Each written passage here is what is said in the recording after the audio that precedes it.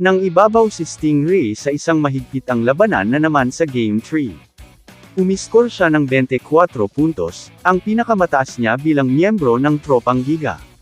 At bumitaw din ng clutch 3-pointer sa huling 30 segundo, para makawala ang TNT sa pagkakatabla ng score.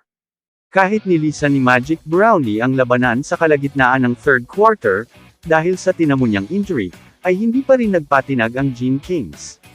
Ilang beses pa silang nakalamang 2 puntos, sa huling 2 minuto, bago iskurin ng tropa ang huling 7 puntos ng laro para maitakas ang tagumpay. Naghihintay ang Hinebra ng mga update sa injury ni Brownlee. Nahaharap sa malaking alalahanin ang Hinebra dahil ang injury ni Justin Brownlee, at maaaring mag-sideline sa kanya sa PBA Finals, laban sa TNT. Na-dislocate ng import ang kanyang kanang hinlalaki sa Game 3, lumabas sa second half, at dinala sa ospital, para sa karagdagang pagsusuri.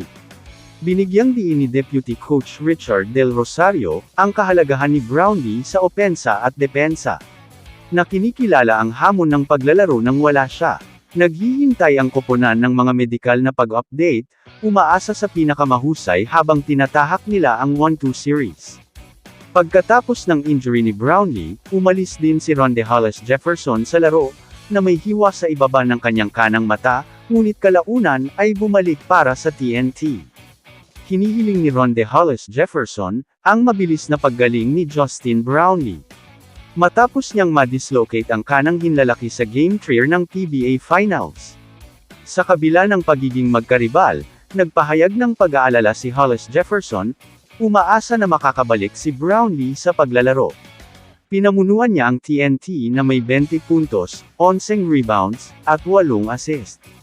Na nagtabla sa laro bago nakuha ng clutch 3 ni Ray Nambatak.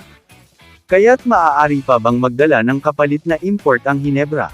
Ang sagot ay oo. Nakasaad sa mga tuntunin ng PBA, na maaaring palitan ng isang koponan ng import nito, hanggang sa Game 7 ng isang championship series, kung gusto nito. Kung pipiliin ng Hinebra ang rutang iyon, maaari pa ring bumalik si Brownlee, dahil siya ang orihinal na import ng Gene Kings, para sa komperensyang ito.